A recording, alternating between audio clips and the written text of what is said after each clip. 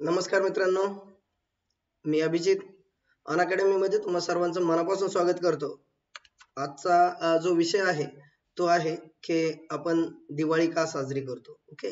मग दीपावलीच्या मागे जी काही वेगवेगळी कारणं आहेत म्हणजे रामायण महाभारतापासून ते आपण फटाके का उडवतो किंवा आपण स्नॅक्स एवढे वेगवेगळे बनवतो दिवाळीच्या वेळेस ते का खातो, या सगळ्या गोष्टींवरती आपण सायंटिफिकली आज पाहणार आहोत की ज्यातला बराचसा पार्ट आपल्या सिलेबस मध्ये आहे, तर त्याला आपण कोरिलेट करण्याचा प्रयत्न करणार आहोत. ठीक आहे. त्यामुळे आज काय मी कोणतेही तुमचे बायोलॉजीचे मॅनर्स न पाळता आपण एक आज जसं तुम्ही फ्री हँड ड्रॉइंग करता तसं आपण एक आज फ्री हँड लेक्चर घेऊया, ज्यामध्ये सगळ्या गोष्टी आपल्याला सहज आणि सोप्या भाषेमध्ये बोलता येतील. ठीक आहे. तर सगळ्यात पहिल्यांदा तुम्हाला सर्वांना दीपावलीच्या खूप खूप शुभेच्छा. तुम्ही छान दीपावली तर साजरी करतच असाल, पण येणाऱ्या तुमच्या ज्या एक्झाम्स आहेत त्या एक्झाम मध्ये तुम्हाला सगळ्यांना तुमच्या मनामध्ये जो स्कोर आहे तो स्कोर किंवा त्यापेक्षाही जास्त स्कोर मिळो, हीच लक्ष्मीचरणी प्रार्थना. आणि येतं लक्ष्मीपूजनाचा तुमच्यावरती इफेक्ट व्हावा आणि छान स्कोर तुमचा यावा. ओके. एवढंच मी बोलेल आणि आपण सुरुवात करूया. हा जो चॅनल आहे हा आहे crack Maharashtra city YouTube channel आहे मित्रांनो. सेम नावाने तुम्हाला टेलिग्राम चॅनल सुद्धा मिळेल. टेलिग्राम चॅनल वरती तुम्हाला एमसीक्यूज आणि नोट्स अवेलेबल आहेत. तुम्ही तिथे जाऊन एमसीक्यूज प्रॅक्टिस रोज करू शकता. तुम्ही तिथे रोज प्रॅक्टिस करत असाल तर आपल्याला रोज वेगवेगळ्या टाईपचे क्वेश्चन्स तिथे अवेलेबल आहेत. ठीक आहे. आणि पोल फॉर्म मध्ये असतात त्यामुळे मजा येते, म्हणजे तुम्ही टिक केल्यानंतर ते सांगतं तुम्हाला बरोबर आहे की चुकीचं आहे, आणि चूक असेल तर बरोबर पर्याय निवडतो. ओके. सोपे सोपे प्रश्नापासून ते अवघड अवघड पर्यंत सगळ्या प्रकारचे प्रश्न तिथे आहेत. पेपरला आलेले किंवा पेपरला न आलेले सुद्धा आहेत. ठीक आहे. वेगवेगळ्या पेपर मधून सुद्धा क्वेश्चन तुम्हाला अवेलेबल आहेत.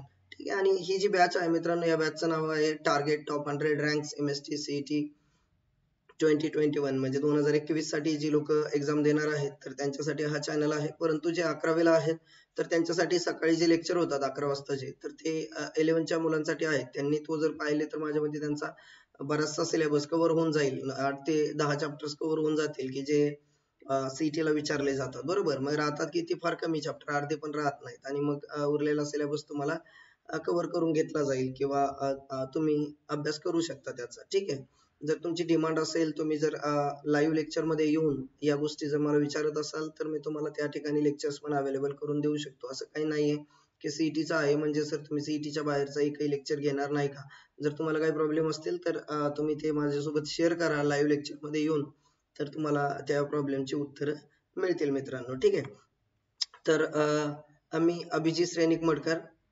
I have more than 6 years of experience in the field of biology and also crack NET CSIR from the life science. Okay, so guys, we are here on the India's largest platform, the Unacademy. Okay, so if you want to enjoy more about the education with Unacademy, so it is very necessary to download this app. Okay, हे app जे आहे मित्रांनो, हे सगळ्या app store वरती available आहे, म्हणजे तुमचा अँड्रॉइड असो किंवा तुमचा iOS सिस्टम असो आयफोनचं. ठीक आहे, त्याच्यावरती अवेलेबल आहे.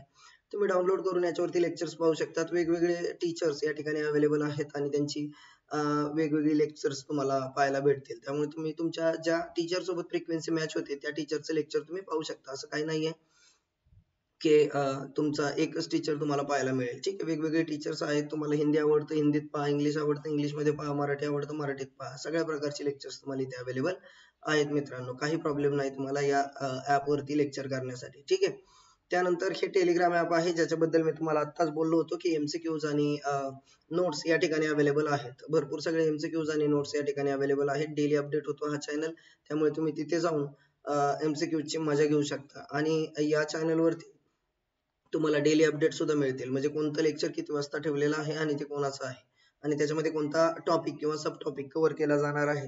मग तुम्ही लाईव्ह लेक्चर पाहाल ना मित्रांनो, तर त्याचा फायदा असा आहे की तुम्हाला टीचर्सला क्वेश्चन्स विचारता येतील, आणि जर तुम्ही क्वेश्चन्स विचारत असाल तर तुमचे कॉन्सेप्ट क्लिअर होऊन जातील. नाहीतर मी जे शिकवल तेच तुम्ही ऐकणार आहे. तुम्ही स्वतःच जर विचारणार नाहीत तर मग तुम्हाला कॉन्सेप्ट क्लॅरिटीला फार वेळ लागणार आहे. तर तसं करू नका. ज्यावेळेस पण तुम्हाला एखादं लेक्चर अवेलेबल होतं ते लाईव्ह असतं आणि टीचर तुमच्या समोर असतात, आणि तुम्हाला जर चान्स असेल क्वेश्चन विचारायचा तर तो कधीच सोडायचा नाही. जे काय तुमच्या मनात आहे ते विचारून टाकायचं. ठीक आहे. टीचर्स सांगतात उत्तर, असं काही नाहीये की ते सांगत नाही. ओके, सांगतात ते उत्तर, किंवा ते तुम्हाला सांगतात की जर एखादं लेक्चर त्यांनी ऑलरेडी घेतलेलं असेल, समजा मी एखादं लेक्चर घेतलंय ऑलरेडी, त्याच्यामध्ये मी तुम्हाला उत्तर दिलंय विथ भरपूर एक्सप्लेनेशन, बरोबर, खूप जास्त एक्सप्लेन केलेलं असेल किंवा खूप जास्त कॉन्सेप्च्युअली क्लिअर केलेलं असेल, जे तुमच्या डोक्यात नाही त्या पण कॉन्सेप्ट मी तिथे क्लिअर केलेले असतील, तर मी तुम्हाला रिकमेंड करतो की ते लेक्चर पहा. कधी कधी काय होतं, तुमचा क्वेश्चन थोडा बाहेरून येतो आणि मग मला तिथे जर तू एवढा मोठा कॉन्सेप्ट परत सांगायचं म्हणलं की माझे 10-15 मिनिटं जाऊ शकतात. मग त्यावेळेस मी तुम्हाला रिकमेंड करतो, पण 2 लाईन तर कमीत कमी मी सांगतोच तुमच्या क्वेश्चनचा आन्सर. ओके, त्याचं एक्सप्लेनेशन जर तुम्हाला पाहिजे असेल तर रिकमेंड करतो. त्यामुळे मजा असते क्वेश्चन विचारण्यामध्ये, ती मजा घेत जा. ऍक्च्युअली लाईव्ह लेक्चर करण्याच्या मागे हाच उद्देश आहे की तुम्हाला प्रश्न विचारता यावं, बरोबर की नाही. तुम्हाला इंटरॅक्ट व्हायला आवडतं ना टीचर सोबत, आणि जर आवडत नसेल तर इथं व्हर्च्युअली असता तुम्ही, तुम्ही दिसत नाहीत आम्हाला, त्यामुळे तुम्ही बिनधास्तपणे प्रश्न विचारू शकता, काही प्रॉब्लेम नाही. तर या काही फॅसिलिटीज आहेत मित्रांनो तुमच्यासाठी. जसं मी तुम्हाला सांगितलं ना, अनअकॅडमीचा ऍप आहे, त्याच्यावरती वेगवेगळे टीचर्स वेगवेगळे लेक्चर्स घेतात. त्या ऍप मध्ये काही गोष्टी तुम्हाला जर पाहिजे असतील, म्हणजे जसं की ऑफलाईन फॅसिलिटी. ही ऑफलाईन फॅसिलिटी काय मित्रांनो, समजा तुम्हाला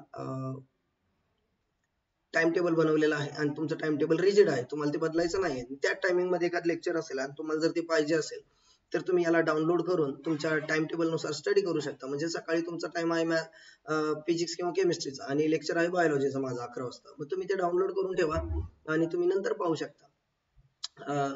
आणि याचा फायदा तुम्हाला असा होतो की तुमचं जे फिजिक्स केमिस्ट्रीचा टाइम आहे तो एक्स्ट्रॅक्ट करून तुम्ही तो मायनस करून बायोलॉजी मध्ये टाकत नाही, बरोबर की नाही. त्यानंतर आहे एमसीक्यूज प्रॅक्टिस. या ठिकाणी एमसीक्यूज भरपूरून तुम्हाला एमसीक्यूज या ठिकाणी प्रॅक्टिस करायला मिळणार आहे. आणि सगळ्यात महत्वाचं, या एमसीक्यूज प्रॅक्टिस नंतर तुम्हाला एक अनालिसिस रिपोर्ट येतो की तुम्ही कोणत्या टाइपचे क्वेश्चन्स बरोबर केलेले आहेत आणि कोणत्या टाइपचे जास्तीत जास्त क्वेश्चन चुकवले. त्यामुळे तुम्हाला एक दिशा सापडते की आपलं नेमकं काय चुकतंय, बरोबर. आपलं काय बरोबर येतंय हे सगळ्यांना माहित असतं मित्रांनो, काय चुकतंय हे समजणं फार गरजेचं आहे. नाहीतर मग आपला स्कोर पाहिजे तेवढा इन्क्रीज होत नाही किंवा पाहिजे तेवढा वाढत नाही, आणि तुम्ही एवढा अभ्यास करून जर तुमचा स्कोर वाढला नाही तर मग त्याला काय अर्थ नाही, बरोबर की नाही. त्यामुळे आपल्याला स्मार्ट वर्क करायचंय. स्मार्ट वर्क साठी नेहमी तुम्हाला स्कोर बोर्डची आवश्यकता असते आणि हा स्कोर बोर्ड तुम्हाला या ठिकाणी एमसीक्यूज द्वारे अवेलेबल करून दिला जातो. त्यानंतर तुम्हाला या ठिकाणी dedicated doubt solving sessions available आहेत. तुम्ही तुमचे डाऊट्स घेऊन इंटरॅक्ट होऊ शकता एखाद्या टीचर सोबत.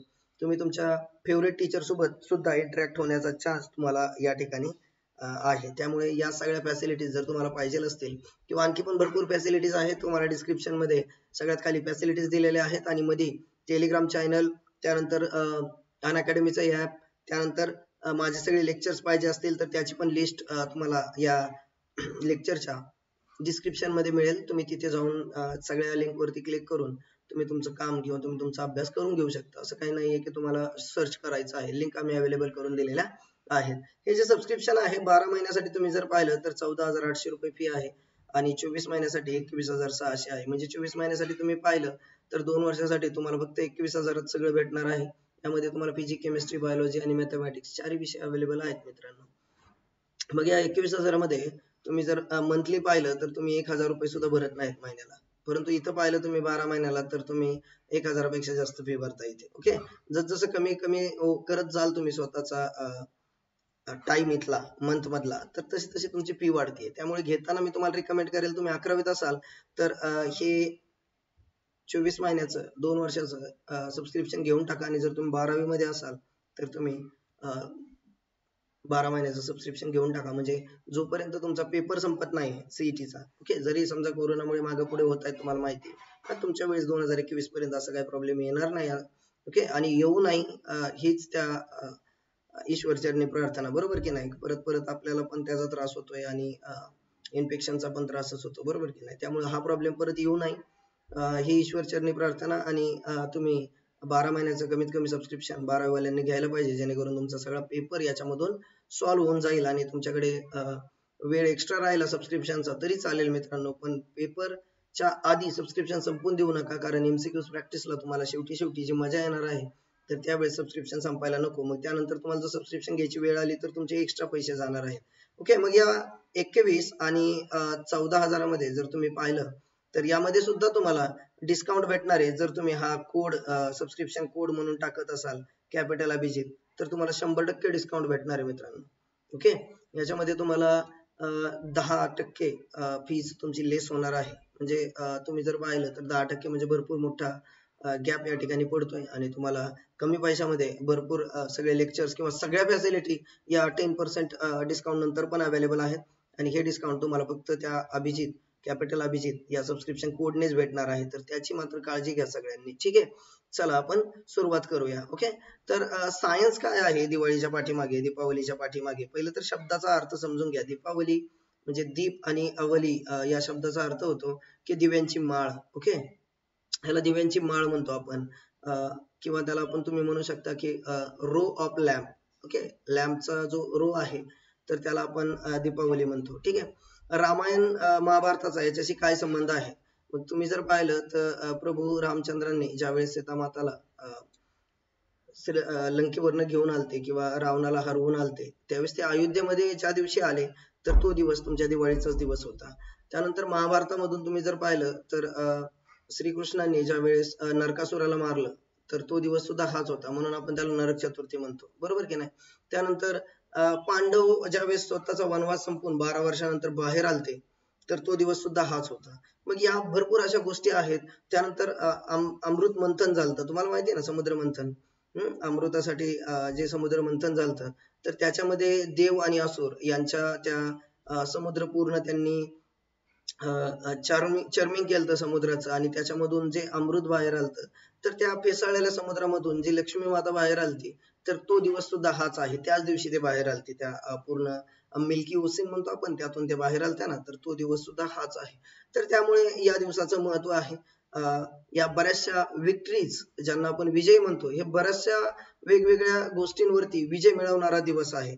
मग प्रत्येक धर्माचा असं काही ना काही रिलेशन आहे. म्हणजे तुम्ही जर पाहिलं तर जैन धर्म, तर भगवान महावीरांनी जे निर्वाण घेतलं होतं किंवा ज्याला आपण समाधी म्हणतो, ओके, तर तो दिवस सुद्धा हाच आहे. त्यानंतर शीख जर तुम्ही पाहिलं तर आपलं जे सुवर्ण मंदिर आहे अमृतसरचं, तर त्या मंदिराचा पायाभरणीशी हा दिवस रिलेटेड आहे. तर अशा भरपूर वेगवेगळ्या समाजाच्या किंवा वेगवेगळ्या धर्माच्या गोष्टी या दिवसाशी रिलेटेड आहेत, म्हणून हा दिवस महत्वाचा मानला जातो किंवा या दिवशी आपण विजय दिवस साजरा करतो. बरोबर की नाही? फिलॉसॉफी अशी आहे मित्रांनो की जर तुम्ही पाहिलं तर हा दिवस मोस्टली तुमची दिवाळी जी आहे, मोस्टली म्हणण्यापेक्षा 100% दिवाळी ही अमावस्येच्या वेळेसच येते. ओके, अमावस्याला चंद्र नसतो, आपल्याला माहिती, मूनलाईट अवेलेबल नसते. बाकीचे सण पाहिले तुम्ही बऱ्यापैकी, तुमचे सण जे आहेत आपले हिंदू संस्कृतीमधले सण, तर ते जे सण याच्याशी रिलेटेड असतात चंद्राशी, तर त्यांची डेट व्हेरिएबल आहे, तिथीनुसार येतात. ते आपण पाहणार आहोत त्या गोष्टी. मग आपण दिवे लावतो ना, म्हणजे आपण प्रकाश बनवतो किंवा प्रकाश आपण तयार करतो आजूबाजूला घराच्या. याचं कारण असं आहे की ही फार जुनी प्रथा आहे. त्यावेळेस लाईट वगैरे काही नव्हतं. आता तुमच्याकडे लाईट अवेलेबल आहे, त्यामुळे आपण आता लाईव्ह पण एकमेकांना पाहतोय, लाईव्ह पण बोलतोय, सगळ्या गोष्टी आहेत. पण त्यावेळेस साधा बल्ब पण नव्हता. त्यावेळेस फक्त एकच गोष्ट होती, दिवा लावणं किंवा कंदील लावणं, या अशा छोट्या छोट्या गोष्टी अवेलेबल होत्या. आणि नेहमीच आपण फिलॉसॉफिकली पाहिलं तर आपण अंधाराला भीती किंवा डेथ, मृत्यू किंवा एविल म्हणजे दानव किंवा असुर म्हणतो आपण यांना, याच्याशी रिलेट करतो. म्हणजे वाईट गोष्ट मानली जाते अंधार, आणि उजेड किंवा प्रकाश ही चांगली गोष्ट मानली जाते. त्यामुळे आपण काय करतो की अंधारावरती की म्हणजेच वाईट गोष्टींवरती चांगल्याचा विजय, या पद्धतीने हा दिवस साजरा केला जातो. म्हणून दीप लावले जातात, भरपूर सगळे दिवे लावले जातात. बरोबर की नाही? आणि बाकीचे रिझन्स आहेत दिव्या मागचे, जे बायोलॉजिकल आहेत, जे सायंटिफिक आहेत, ते आपण पाहणार आहोत. सध्या फिलॉसॉफी मी तुम्हाला लिहिलंय तिथे म्हणून सांगितली. त्यानंतर आपण पाहणार आहोत ऍस्ट्रॉनॉमी, त्यानंतर सायन्स आणि बायोलॉजी आणि जेनेटिक, या सगळ्या गोष्टींचा आपल्या दीपावली सोबत काय संबंध येतो. मित्रांनो, ह्या सगळ्या गोष्टी ज्या आहेत ना, या हळूहळू आपण गेस केलेल्या गोष्टी आहेत. ठीक आहे, ऍक्च्युअली तुम्ही पाहिलं तर वेगवेगळ्या साईट वरती तुम्हाला वेगवेगळी इन्फॉर्मेशन अवेलेबल असेल. कोणती इन्फॉर्मेशन चुकीची नाहीये, आणि कोणत्या इन्फॉर्मेशनला तुम्ही सहजासहजी प्रूव्ह नाही करून देऊ शकत. बरोबर की नाही? त्यामुळे हा जो आहे सायन्सशी आपला कोणता भाग रिलेट येतोय आणि आपण कशा पद्धतीने सायन्स समजून घेतलं पाहिजे, तर यासाठीच हे लेक्चर आहे. ठीक आहे, तर आपण ऍस्ट्रॉनॉमी पासून सुरुवात करूया. आता फिलॉसॉफी झालेली आहे बस. ऍस्ट्रॉनॉमी म्हणजे तुमचा जो सूर्य आहे, तर त्या सूर्याशी संबंधित या ठिकाणी आपण बोलणार आहोत. सनची पोझिशन, मग तुम्ही जर अर्थचं एक्झॅक्ट स्ट्रक्चर पाहिलं किंवा अर्थ पाहिली तर आपण अशी अंडाकृती काढतो. बरोबर की नाही? ही फॉर एक्झाम्पल आपली अर्थ आहे. ठीक आहे, मग या बाजूला मी नॉर्थ लिहितो, उत्तर, आणि या बाजूला साऊथ लिहितो, दक्षिण. आपण जे आहोत आपण नॉर्थ कॉन्टिनेंट मध्ये येतो. बरोबर, आपण नॉर्थ साइडला येतो, या बाजूला नॉर्थला. ठीक आहे, मग मी काय करतो, एक सूर्याची एक रूट काढतो इथं. ठीक आहे, जर सूर्य असा जात असेल नॉर्थ वरनं किंवा नॉर्थच्या बाजूला जास्त झुकलेला आहे, ठीक आहे, आणि हा सन आहे इथे, इकडनं असा आणि या बाजूने असं, ठीक आहे, या बाजूला येतोय म्हणजे आपल्याला डिरेक्शन लक्षात राहील फॉर एक्झाम्पल, ठीक आहे. आणि आपण इथे आहोत कुठेतरी. हा झाला तुमचा जून मधला सूर्य. ओके, नॉर्थ साइडला जास्त आहे त्यामुळे काय होतं ना, नॉर्थ साइडला आपल्याला हीट जाणवते जून मध्ये, मग आपला उन्हाळा असतो की नाही त्यावेळेस. त्यानंतर जर तुम्ही ऍक्च्युली यामध्ये डिसेंबर मध्ये जर सूर्याची परिक्रमा पाहिली किंवा त्याचं रोटेशन पाहिलं तर ते असं आहे, म्हणजे अलीकडल्या बाजूला आलाय सूर्य, आता अलीकडे आला या बाजूला. या बाजूला आल्यामुळे काय झालं की पलीकडचा जो भाग आहे आपला नॉर्थवाला, तर त्याच्यापासून सूर्य लांब गेला मित्रांनो, बरोबर. असा डोक्यावरती नाहीये, लांबून जातोय. मग लांबून गेल्यामुळे काय होतं ना, आपण याला दक्षिणायन आणि उत्तरायण म्हणायचो शाळेमध्ये असताना, बरोबर की नाही. मराठीमध्ये दक्षिणायन आणि उत्तरायण म्हणायचो आपण. मग हे डिसेंबर मध्ये होतंय. मग डिसेंबर मध्ये आपण पाहतो 12 डिसेंबर, 11 डिसेंबर आणि 11 जून असं आपण लिहिलेलं असतं किंवा आपण पाहतो त्याला. तर हे जे आहे दक्षिणायन उत्तरायण, तर हा ऍक्च्युअली इफेक्ट करतो. आता सूर्य नोव्हेंबर आहे म्हणजे कमीत कमी इथे तर असेलच, बरोबर की नाही. म्हणजे तो फार लांब आहे त्या तुलनेनं, जर जूनच्या तुलनेनं पाहिला तर लांब आहे आपल्यापासून. त्यामुळे हीट कमी होते मित्रांनो त्याची. आणि हीट कमी झाली की आपल्याकडे ना या बाजूला थंडी येते, विंटर. ओके, विंटर म्हणतो की नाही आपण, थंडी येते या बाजूला. आणि मग आपल्याला थंडी वाजते या बाजूला. आपल्याला थंडीमुळे या सणाचा आणि थंडीचा काय काय संबंध आहे आणि त्यामध्ये सायन्स काय आहे ऍक्च्युली ते आपण आता डिस्कस करणार आहोत. म्हणून मी तुम्हाला ऍक्च्युली सूर्याची पोझिशन सांगितली, ठीक आहे. एवढी सफिशियंट आहे आपल्यासाठी, आपण नको त्या सगळ्या रेखावृत्त अक्षवृत्तामध्ये जायला, बरोबर की नाही. लॅटिट्यूड अल्टिट्यूड वगैरे आपण काही डिस्कस करणार नाहीत, आपण काय भूगोल शिकत नाही त्या ठिकाणी, ठीक आहे. We are in north hemisphere. Okay, आपण या बाजूला येतो, नॉर्थ कॉन्टिनेंट मध्ये वगैरे येतो आपण. आपला पूर्ण भारत जो आहे नॉर्थ मध्ये जातो, बरोबर. तुम्हाला माहित असेल, तुम्ही भूगोलामध्ये भरपूर वेळा जगाचा नकाशा पाहिला, त्याच्यावरती तुम्हाला लक्षात येईल. दोन प्रकारचे कॅलेंडर असतात मित्रांनो, एक असतं लुनार म्हणजे चंद्रावरती आधारित, आणि एक असतं सोलार म्हणजे सूर्याच्या परिक्रमेवरती आधारित. तर हे दोघं पण आहेत ना मुवमेंट वरती आधारित आहेत. मुवमेंट, तर ही मुवमेंट कोणाची, मूनची, आणि ही मुवमेंट कोणाची, सनची, यावरती आधारित आहे. जे पण मूनच्या मुवमेंट वरती आधारित आहेत ना, तर ते सगळेच्या सगळे तिथी म्हणतो आपण त्याला, तिथीवरती आधारित असणारे आहेत. ओके, हे सण सगळे तिथीवरती येतात. मग तिथी म्हणजे काय, तर याच्यामध्ये तुम्हाला लक्षात येईल की अमावस्या, पौर्णिमा, त्यानंतर चतुर्थी, सप्तमी, अष्टमी, नवमी, अशा प्रकारच्या म्हणजे डेज वरती हे सण आधारित असतात. आणि दिवाळी यातलाच एक आहे. ओके, मग हा दिवाळी जो आहे ना तिथीवाला सण आहे, दीपावली तिथीवाला. त्यामुळे याची पोझिशन बदलत चालते मित्रांनो. पोझिशन बदलते म्हणजे समजते का, पोझिशन म्हणण्यापेक्षा याची डेट बदलते, डे बदलतो. हा जो डे आहे ना डेट वाला, तर तो बदलतो. आणि तो बदलायचं कारण असं आहे की सूर्याचं जर तुम्ही पाहिलं कॅलेंडर तर ते वेगळं आहे, आणि चंद्राचं जे आहे तर तो एक राऊंड कंप्लीट करतो एका महिन्याच्या आत, बरोबर की नाही. आणि एका महिन्याच्या आत कंप्लीट करतो म्हणून काय होतं की त्याचा जो गोंधळ आहे एका दिवसाचा, तर तो आपण रिकव्हर करण्यासाठी कॅलेंडरला त्याला ऍडजस्ट करण्यासाठी आपल्याकडे एक प्रथा आहे बघा, एक दिवस एक्स्ट्रा येतो, किंवा एका चौथ्या वर्षी म्हणजे याचे जर तुम्ही 28 ते 29 दिवसाची एक परिक्रमा धरूया, याची एक राऊंड मारायला, समजा इथून राऊंड मारतोय असा चंद्र. ओके, तर याला एक राऊंड कंप्लीट करायला 28 ते 29 दिवस लागतात. म्हणून 14 किंवा 15व्या दिवशी तुमची पौर्णिमा आणि 14 किंवा 15व्या दिवशी अमावस्या येते, बरोबर. मग जर तुम्ही पाहिलं तर महिन्यामधला 1 ते 1.5 दिवस बाकी राहतोय, म्हणजे वर्षभरात 10 दिवस तर बाकी राहतीलच. मग 3 वर्षात 30 दिवस बाकी राहिले. मग 30 दिवस याचे असे बाकी आहेत चंद्राचे की याला आता एक एक्स्ट्रा राऊंड मारता येतोय ह्या 30 दिवसामुळे. तिसऱ्या वर्षी, पहिल्या दिवशी 10 दिवस, दुसऱ्या वर्षी 10 दिवस आणि तिसऱ्या वर्षी 10 दिवस फॉर एक्झाम्पल. मग याला चौथ्या वर्षी 10 दिवस एक्स्ट्रा असतात, त्यामुळे एक राऊंड कंप्लीट मारता येतो. आणि या एक्स्ट्रा एक राऊंडला महिन्याला एक अमावस्या आणि एकच पौर्णिमा यायला पाहिजे, पण याच्याकडे 30 दिवस उरलेत. मग हा काय करतो चौथ्या वर्षी, तिसऱ्या वर्षी शेवटी किंवा चौथ्या वर्षी हा काय करतो, एका महिन्यामध्ये 2 अमावस्या किंवा 2 पौर्णिमा येतात. एका महिन्यात 2 अमावस्या येतात आणि दुसऱ्या महिन्यामध्ये 2 पौर्णिमा येतात. असं ज्यावेळेस होतं तर हा जो दुसऱ्या पौर्णिमेचा सेकंड मून आहे ना, याला आपण ब्ल्यू मून म्हणतो. आणि म्हणून तुमची एक म्हण आहे बघा, once in a blue moon. म्हणजे तुम्ही अभ्यासाला बसलात तरी कोणतरी म्हणतं की once in a blue moon, बरोबर. म्हणजे खूप दिवसानंतर बाबा पाहायला भेटली ही गोष्ट. तर हे चंद्राच्या रोटेशनमुळे होतं. तर या चंद्रावरती डिपेंडंट जे कॅलेंडर आहेत त्याला आपण लुनार कॅलेंडर म्हणतो, आणि सूर्यावरती जे डिपेंडंट आहे त्याला आपण सोलार कॅलेंडर म्हणतो. सूर्यावरती जे डिपेंडंट सण आहेत किंवा कोणता इव्हेंट आहे तर तो mostly it will fall on the same day per year. Okay, प्रत्येक वर्षी तो त्याच दिवशी तुम्हाला पाहायला भेटेल. ओके, फक्त लीप इयरला थोडासा मागे पुढे होतो, बाकी तो तुम्हाला एकाच डेटला पाहायला भेटतो. पण तिथीवरचे सण मात्र मागे पुढे होतात, कधी नोव्हेंबरच्या सुरुवातीला, कधी मध्ये, कधी शेवटी. दिवाळी मागे पुढे होती की नाही, त्याचं कारण ती तिथीवरती अवलंबून आहे. ठीक आहे, आता आपण काय करूया, सायन्स बघूया दीप प्रज्वलनाचं.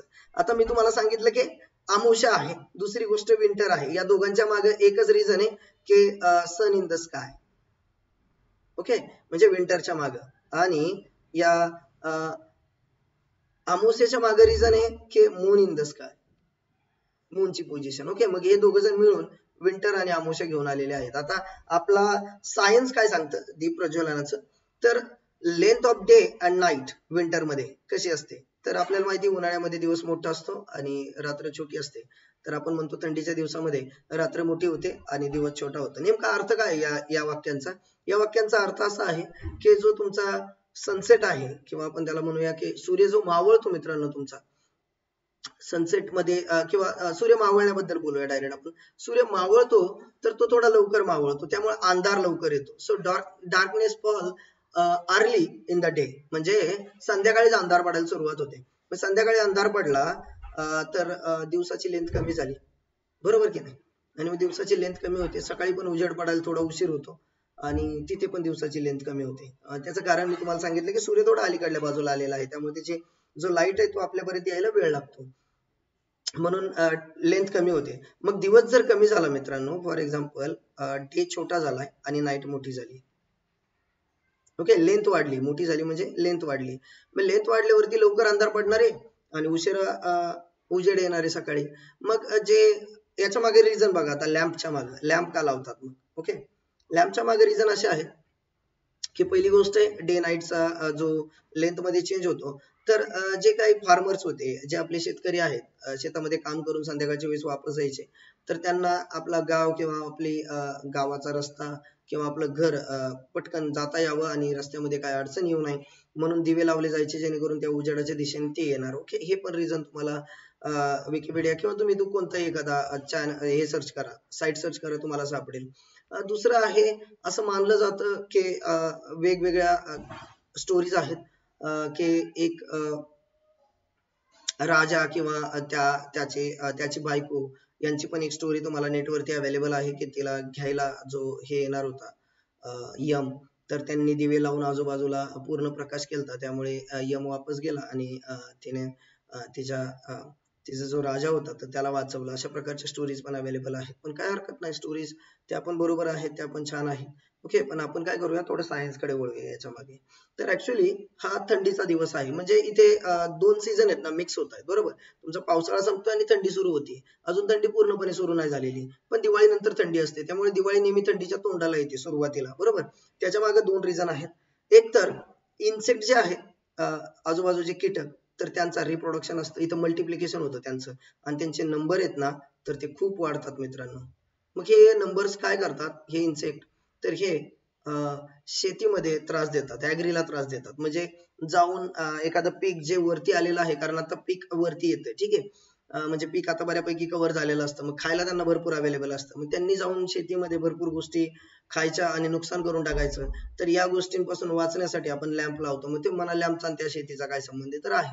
इन्सेक्टचं जर तुम्ही नेटिव्ह नेचर पाहिलं, नेटिव्ह म्हणजे जन्मजात. Okay, so that is because of the nature. Okay, so nature always nature is always smart. Okay, त्यानं काय केलेलं आहे की इन्सेक्टला एक प्रॉपर्टी दिली, उजेड दिसलं की ते त्या बाजूला जातात, आणि त्या बाजूला जातात आणि जाऊन ते just fall on the fire. Okay, म्हणजे त्या दिव्यावरती जाऊन पडतात आणि मरून जातात. ओके, मग हे असं ते मरतात, त्याचं जे पाप आहे ते आपल्याला लागत नाही सहजासहजी. म्हणजे तुम्ही जरी कर्माचा किंवा तुम्ही जरी याला अध्यात्मानुसार पाहिलं तर त्याचं पाप लागत नाही, त्यांचं ते आले आणि मेले, त्यामुळे त्यांची संख्या कमी होते. ही पण एक गोष्ट त्याच्या मागे आहे, जसं की रस्ता दाखवणं किंवा त्यांची संख्या कमी होणं, ही पण एक गोष्ट त्याच्या मागे आहे दिवे लावण्यामागं. त्यामुळे आपण दिवे लावून पूर्णपणे घराच्या आजूबाजूला प्रकाश बनवतो, शेतकऱ्यांना रस्ता सापडावा किंवा सगळ्यांनाच कमी लवकर अंधार पडल्यामुळे सगळ्या गोष्टी वेळेवरती व्हाव्यात म्हणून, कारण त्यावेळेस लाईट नव्हती ना, लाईट नव्हती हे सारखं लक्षात ठेवायचं आहे.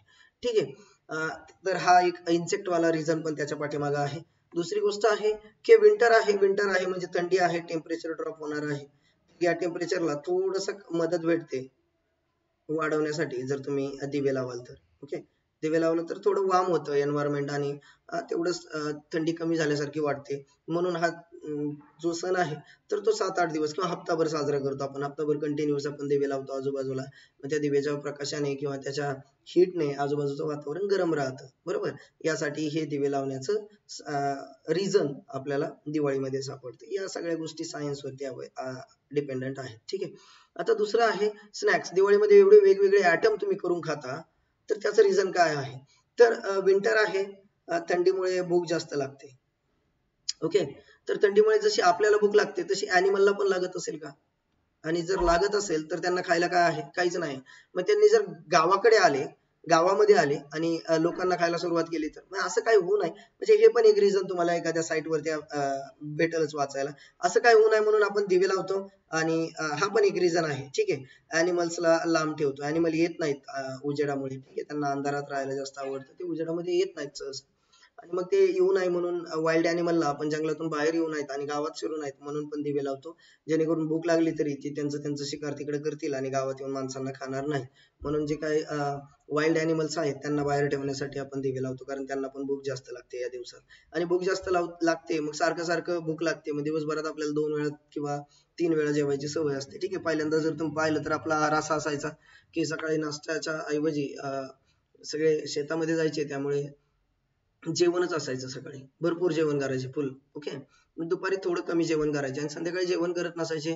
काहीतरी फ्रुट्स वगैरे किंवा नाश्ता वगैरे करून लोक झोपायचे. तर ही पद्धत जी आहे ही आपली नॅचरली आहे, जुनी आहे. छान आहे ती पद्धत. त्यानं बऱ्याचशा गोष्टींचा त्रास होत नाही असं बऱ्याच सायंटिस्ट आणि डॉक्टरचं मत आहे. ठीक आहे. मग आता जी मध्ये भूक लागते तर त्यात आपण जेवत नाहीत. मग त्यामध्ये काहीतरी स्नॅक्स खायला पाहिजे. तर त्याचं एक रिझन हे दिवाळीचं स्नॅक आहे. ओके. मग हे स्नॅक बनवण्याची पद्धत पाहिली तर तुम्ही ते ऑइली असतं सगळ्याच्या सगळं. म्हणजे काही घ्या तुम्ही त्याच्यामध्ये तुमचे लिपिड्स असणार म्हणजे असणारच. ओके. लिपिड असण्याचं कारण असं आहे, एकतर ते खूप जास्त ऑइली आहेत किंवा ते खूप जास्त गोड आहेत. या दोघांच्या मागे कारण असं आहे की साखर आणि ऑइल हे दोघं पण आपण साखर, ऑइल आणि मीठ या तिन्ही गोष्टी आपण प्रिझर्वेटिव्ह म्हणून वापरतो घरामध्ये. मीठ तुमच्या लोणच्यामध्ये असतं, त्यामुळे लोणच्याचा पण तुम्ही जर काळ पाहिला तर भरपूर दिवस टिकता. तुम्ही गुळांबा वगैरे बनवला तर भरपूर दिवस टिकतो. का टिकतो? साखरेमुळे टिकतो. ऑइली फूड कोणतं असेल, लोणच्यामध्ये पण ऑइल भरपूर टाकतो आपण. ड्राय लोणचं असेल तर मीठ भरपूर असतं आणि जर तुम्ही ऑइल त्याच्यामध्ये दिसलं तर मीठ कमी असतं. ठीक आहे. कारण ऑइल असल्यावर मिठाची जास्त गरज पडत नाही, कारण प्रिझर्वेटिव्ह आहे तो. ते कमी झालं की त्याच्यावरती फंगस, बॅक्टेरिया वगैरे ग्रो व्हायला सुरुवात होतात आणि ते खराब होऊन जातं. असं होऊ नये म्हणून आपण ऑइल आणि कार्बोहायड्रेट आणि सॉल्ट त्याच्यामध्ये टाकतो. हे प्रिझर्वेटिव्ह आहेत. आपल्या घरामध्ये ज्या पण गोष्टी जास्त काळासाठी टिकतात त्या गोष्टी या तिघांमध्येच बनवलेल्या असतात. ऑइल म्हणजे तेल, त्यानंतर साखर आणि त्यानंतर मीठ या तिघांमध्येच बनवलेले असतात. कारण ते प्रिझर्वेटिव्ह आहेत. त्याच्यामध्ये काही ग्रो होत नाही. म्हणजे बॅक्टेरिया, फंगस वगैरे ग्रो होऊन त्याला खराब करत नाही, म्हणून आपण त्याच्यामध्ये बनवतो. ठीक आहे. ऑइलचं दुसरं जे कारण आहे ते आहे विंटर. थंडी जास्त आहे याचा अर्थ आपल्या बॉडी टेम्परेचर जे आहे तर त्या बॉडी टेम्परेचरला कुठे ना कुठे धक्का लागणार आहे आणि ते कमी होणार आहे. कारण बाहेरचं टेम्परेचर कमी आहे. मग आपल्याला थंडी वाजू नये म्हणून आपल्याला बॉडी टेम्परेचर रेज करावं लागतं. मग बॉडी टेम्परेचर रेज करायचं असेल तर बॉडीला काय बनवावं लागेल रे? हीट बनवावं लागेल. मग हीट बनवायची म्हणजे कशी बनवायची? तर हीट कुठं बनते मित्रांनो? मायटोकॉन्ड्रियामध्ये बनते. ठीक आहे. मायटोकॉन्ड्रिया घेऊया आपण आपल्या रेफरन्ससाठी. ओके. आता मायटोकॉन्ड्रियामध्ये हीट कशी बनते? तर मायटोकॉन्ड्रियामध्ये असतो तुमचा electron transport system. For example हा इनर मायटोकॉन्ड्रियल मेम्ब्रेन. बरोबर. मग हा कॉम्प्लेक्स 1 तुमचा फेमस वाला, बरोबर, जो NADH प्लस H प्लस ला रिड्यूस करतो आणि इलेक्ट्रॉन डोनेट याला करतो, प्लस H प्लस बाहेर फेकतो इकडनं 4 वाले. बरोबर. 4H प्लस बाहेर गेले. त्यानंतर तुमचा सेकंड कॉम्प्लेक्स आहे इथे, ज्याच्यावरती FADH रिड्यूस होतो आणि FAD मध्ये कन्वर्ट होतो. FAD प्लस मध्ये. बरोबर. हा पण इलेक्ट्रॉन देतो, हे पण इलेक्ट्रॉन पुढे जातात. हा जो आहे हा पंप नाहीये तुमचा, जो सेकंड कॉम्प्लेक्स आहे तो पंप नाही. ओके. तो काही बाहेर फेकत नाही H प्लस ला वगैरे. पण थर्ड वाला मात्र पंप आहे. हा थर्ड वाला तुमचा. ठीक आहे. हा मात्र पंप आहे, याने परत 4H प्लस बाहेर फेकले फॉर एक्झाम्पल. ठीक आहे. किंवा H प्लस लिहूया आपण, 4, 2 वगैरे खेळत बसायला नको आज. त्याचं लेक्चर तुम्हाला अवेलेबल आहे इलेक्ट्रॉन ट्रान्सपोर्ट सिस्टमच्या नावाने. माझंच लेक्चर आहे. ठीक आहे. त्यानंतर चौथा एक पंप या ठिकाणी बसवलेला आहे. यांना आपण कॉम्प्लेक्सेस म्हणतो की नाही, म्हणून आपण कॉम्प्लेक्स 1, कॉम्प्लेक्स 2, कॉम्प्लेक्स 3, हा 3 आहे आणि हा 4 आहे. हा पण पंप आहे. ठीक आहे. यानंतर तुमचा एक कॉम्प्लेक्स या बाजूला आहे. ज्याला आपण म्हणतो लॉलीपॉप शेप. ओके, हा जो लॉलीपॉप शेप कॉम्प्लेक्स आहे तर हा एटीपीज आहे, हा एटीपी बनवतो. एडीपी पीआय घेऊन एटीपी बनवतो. याच्या बाजूला एक कॉम्प्लेक्स असतो जो आपल्या बुक मध्ये नाही. ओके, या कॉम्प्लेक्सचं नाव आहे थर्मोजेनिन. याचं नाव आहे थर्मोजेनिन. थर्मो म्हणजे हीट. ओके, आणि जेनिन म्हणजे जनरेशन. मग हीट बनवणारा कॉम्प्लेक्स, यांना अनकपलर सुद्धा म्हणतो आपण, यूसीपी, अनकपलर प्रोटीन. ओके, यूसीपी 1, 2, 3 हे तिघ जण आपल्या बॉडीमध्ये अवेलेबल आहेत आणि त्यांची सिमिलरिटी जर पाहिली तर एकाच फॅमिलीची आहे. थर्मोजेनिन ऍक्च्युली फॅमिली आहे प्रोटीनची. ठीक आहे, हा काय करतो, इकडे गेलेले H+ इथून वापस यायला पाहिजेत आणि एटीपी बनायला पाहिजे. हा इथून वापस सोडून देतो, यांना फुकट सोडून देतो. याच्याकडे एटीपीची प्रॉपर्टी नाही. मग इथे काय होणार आहे, तर याचा रिझल्ट असतो हीट. आणि म्हणून आपल्याला जिथे मायटोकॉन्ड्रिया असते तिथे हीट बनते. मसल्स मध्ये मायटोकॉन्ड्रिया जास्त असतात तिथे हीट बनते. ओके, मग ज्या पण गोष्टी मस्क्युलर आहेत आपल्या बॉडीमध्ये, मसल जास्त आहेत, आपण तिथेच हीट मोजतो. बरोबर, इथे मसल जास्त आहेत मग तुम्ही इथे हात लावून पाहता, किंवा इथे चेस्ट मसल आहे म्हणून आपण इथे थर्मामीटर लावतो. जीभ मस्क्युलर आहे, आजूबाजूला मसल्स आहेत म्हणून आपण तिथे पण जीभ लावतो. हे मसल्स आहेत सगळे. ठीक आहे, मग आपण इथे आपण काय करतो, थर्मामीटर लावतो आणि चेक करतो. त्यामुळे मोस्टली मस्क्युलर पार्ट मध्ये हीट चेक केली जाते, लक्षात ठेवा. आणि त्याचं रिझन आहे की मसल्स मध्ये मायटोकॉन्ड्रियाचे नंबर जास्त असतात. ठीक आहे, आउटर मेम्ब्रेन तुमचं बाहेर असणार आहे इथे, आणि ही जी स्पेस आहे मधली तर त्याला आपण इंटर मेम्ब्रेन स्पेस किंवा आपण त्याला म्हणतो की पेरिप्लाझ्मिक स्पेस, ज्याच्यामध्ये H+ कॉन्सन्ट्रेशन जास्त असतं.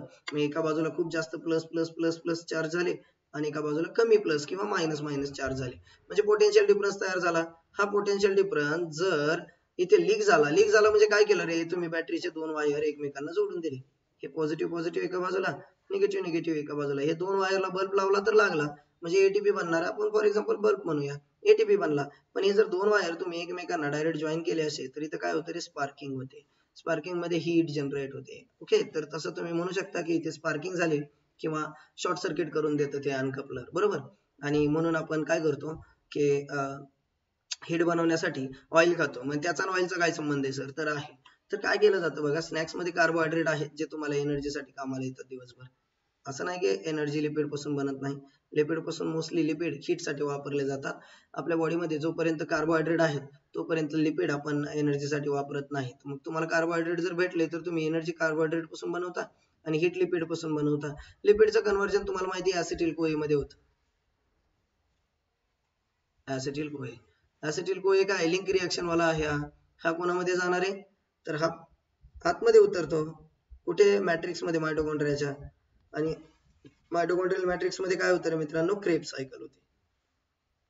ओके, ह्या क्रेब सायकल मध्ये डायरेक्ट उतरणार आहे तुमचा ग्लुकोज, पण तिथंच येणार आहे फिरून, ऍसिटिल कोईकडेच येणार आहे ग्लुकोज. पण लिपिडचा काय केलं जातं, फॉर एक्झाम्पल 20 कार्बनचं लिपिड आहे, मग याचे तुकडे तुकडे केले जातात, दोन दोन दोन कार्बनचे, कारण ऍसिटिल कोई काय 2 कार्बन ऍटम पाहिजे आपल्याला. पायरुवेट जरी तुम्ही दिला इथून 3 कार्बन ऍटम तरी पण एक CO2 इथे रिलीज होतो, तुम्हाला माहिती आहे ते. बरोबर, पायरुवेट डिहायड्रोजनेज नावाचा एन्झाइम आहे का इथे, बरोबर आहे का, काय एन्झाइमचं नाव दुसरं आहे, पहा बरं एकदा. तर हा 2 2 2 म्हणजे जवळ किती झाले बघा, 10 10 C2 तुम्हाला भेटले. आणि हे 10 C2 जर तुम्ही जाळले किंवा तुम्ही 1 ग्रॅमच्या तुलनेमध्ये पाहिलं तर कार्बोहायड्रेट पासून 4-5 कॅलरी पर ग्रॅम भेटते, आणि तुम्हाला ऑइल पासून मात्र जवळजवळ 9 कॅलरी पर ग्रॅम भेटते. ओके, मग कुठे तुमचा 4 किलो कॅलरी आणि कुठे तुमचं 9 किलो कॅलरी, डबल पेक्षा जास्त फरक आहे. त्यामुळे लिपिड्स इझी जातात या शॉर्ट सर्किट साठी. ठीक आहे, नाहीतर तुम्हाला कार्बोहायड्रेट म्हणलं भरपूर लागतील. मग बेस्ट वे असतो की लिपिड बर्न करा, म्हणून आपण लिपिड्स वरती जास्त लक्ष ठेवतो या दिवसामध्ये, जेणेकरून बॉडीचं टेम्परेचर चांगलं राहिलं पाहिजे. म्हणून सगळे फूड तुमचे ऑइली असतात या दिवसामध्ये. ठीक आहे, आणि कार्बोहायड्रेट गोड असण्याचं कारण आहे की कार्बोहायड्रेट तुम्हाला एनर्जीसाठी राहतील, म्हणून तुमची एनर्जी पण चांगली राहते. दिवाळीमध्ये तुम्ही खुश असता की नाही, दिवाळीमध्ये खुश असण्याचं कारण तुमचे सगळे मित्रमंडळी किंवा तुमचे सगळे कझन्स वगैरे आलेले असतात, ते तर आहेच मित्रांनो. त्यामुळे तुमचे हॅपी हॉर्मोन्स वगैरे बॉडीमध्ये भरपूर असतात, मग तुम्ही खुश राहता. ठीक आहे, पण तुम्हाला एनर्जी सुद्धा त्यामध्ये भरपूर भेटते, त्याचं कारण आहे कार्बोहायड्रेट. ठीक आहे, त्यानंतर फायर क्रॅकर्स म्हणजे आपण फटाके वगैरे उडवतो, तर काय रिझन काय आहे, तर एक वर्ड आहे बघा, हा pyromania. Okay, so we are pyromaniacs. Pyromaniacs म्हणजे काय, तर पायरो हा ग्रीक वर्ड आहे, याचा अर्थ होतो fire. Actually humans pyromaniacs consider केलं जातं. We are pyromaniacs, humans. पायरोमॅनिकचा अर्थ होतो की एखादी गोष्ट पेटून देण्यात इंटरेस्टेड असणारे. ओके, तर कोणती गोष्ट पेटून देण्यामध्ये आपल्याला इंटरेस्ट असतो, त्याचा तुम्ही डिक्शनरी मिनिंग पाहिला तरी तोच आहे की nature to set the things on fire. Okay, म्हणजे पेटून देणं. त्यामुळे जाळपोळ हा प्रकार आपल्याला आवडतोच. कुठेही पाहता तुम्ही जाळपोळ आवडतोच आपल्याला.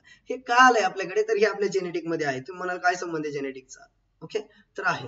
ज्यावेळेस आपण मिलियन्स ऑफ इयर अगो ज्यावेळेस रिटर्न जाता तुम्ही,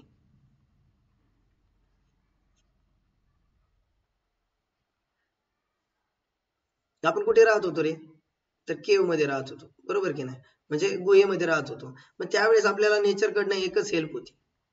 काय हेल्प होती नेचर कडनं? Help from nature. काय मदत मिळायची? तर फायर. आपण एखादी गोष्ट पेटून दिली, त्या गुहेमध्ये उजेड पण राहायचा आणि अॅनिमल्स येऊन खात पण नव्हते माणसांना. म्हणून फायर हा प्रकार आपल्याला पहिल्यापासून आवडतो, तो आपल्या जेनेटिक मध्ये आहे, त्यामुळे आपल्याला जाळपोळ जास्त आवडते. ओके, दुसरी रिझन्स म्हणजे हा एक जेनेटिक रिझन आहे किंवा सायंटिफिक रिझन आहे की बऱ्याचशा सायंटिस्टचा एक असं हायपोथेटिकल रिझन आहे की that information keeping a things on a fire is already present in our genes. Okay, so that's why we are the pyromanics. त्यानंतर टेम्परेचर ऑफ एन्व्हायरमेंट जर तुम्ही पाहिलं तर विंटर असल्यामुळे टेम्परेचर ड्रॉप होतं. ओके, फिरून फिरून विंटर वरती येते, कारण रिझन बऱ्यापैकी मोठं तेच आहे.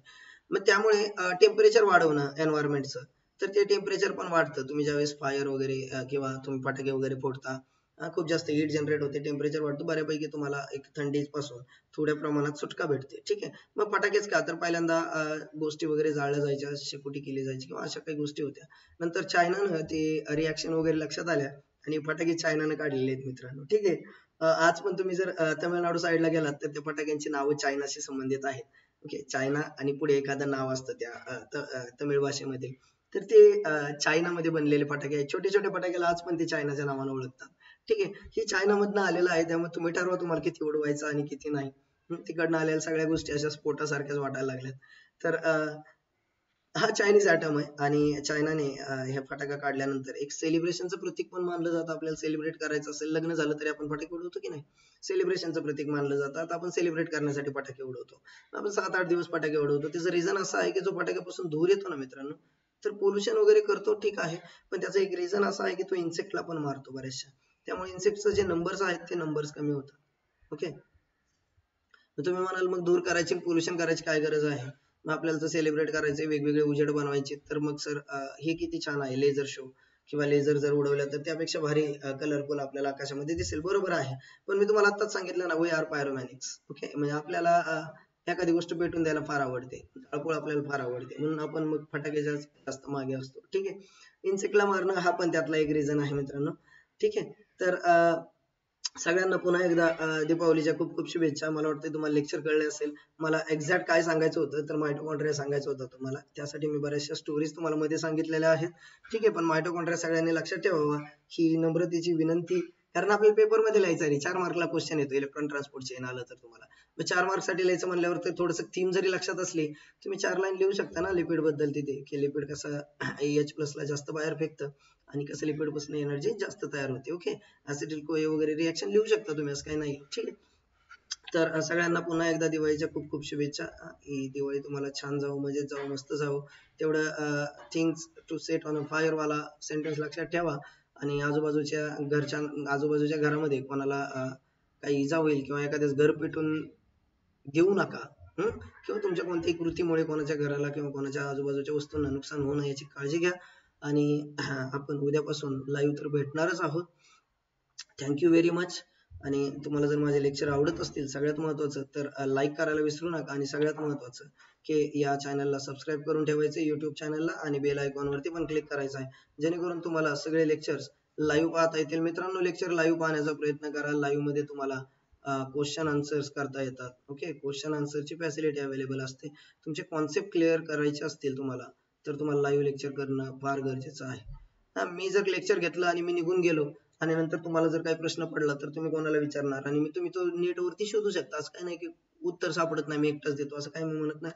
उत्तर तुम्हाला सापडतील, पण त्यासाठी फार वेळ जाईल. तुम्हाला जर कमी वेळेमध्ये आयतं भेटत असेल तर कशाला उगाच त्रास घेताय, बरोबर की नाही. बाकीच्या गोष्टी तुम्हाला शोधायच्या त्या तर तुम्ही शोधाच, त्याला तर मी कधी नाही म्हणतच नाही. मीच स्वतःहून तुम्हाला काही गोष्टी शोधायला लावतो. मला अशी इच्छा असते की त्या चार लाईन्स त्या एका उत्तरासोबत एक शब्दाचं उत्तर असतं, पण मी तुम्हाला तरी शोधायला लावतो. का सांगत नाही? तर आजूबाजूच्या 4 लाईन ज्यावेळेस वाचाल तर लेवल ऑफ अंडरस्टँडिंग किंवा गोष्टी कशा समजून घेतल्या जातात याची टेक्निक आपल्याला सापडते, म्हणून मीच काही गोष्टी तुम्हाला शोधायला लावत असतो. त्यामुळे तुम्ही त्या शोधा, त्याबद्दल वाद नाही. पण चालू लेक्चर मध्ये जर तुम्हाला काही क्वेश्चन्स असतील आणि तुम्ही विचारत असाल तर माझ्या मते कमी वेळेत तुम्हाला त्या प्रश्नांची उत्तर सापडतील. ओके. आणि हा क्रॅक महाराष्ट्र सीईटी चॅनल आहे, याला सबस्क्राईब करायचंय आणि बेल आयकॉन दाबून ठेवायचा आहे. आणि याच्यावरती तुम्हाला एमसीक्यूज अवेलेबल आहे, सगळ्यांच्या लिंक्स तुम्हाला खाली दिलेल्या आहेत डिस्क्रिप्शन मध्ये. Thank you very much. तुम्हाला माझे लेक्चर आवडत असतील लाईक करायला विसरू नका. आणि पुन्हा एकदा शेवटी सगळ्यांना दीपावलीच्या खूप खूप शुभेच्छा आणि लवकरच उद्यापासून लाईव्ह भेटूया. Thank you very much guys. Bye bye. Have a good time.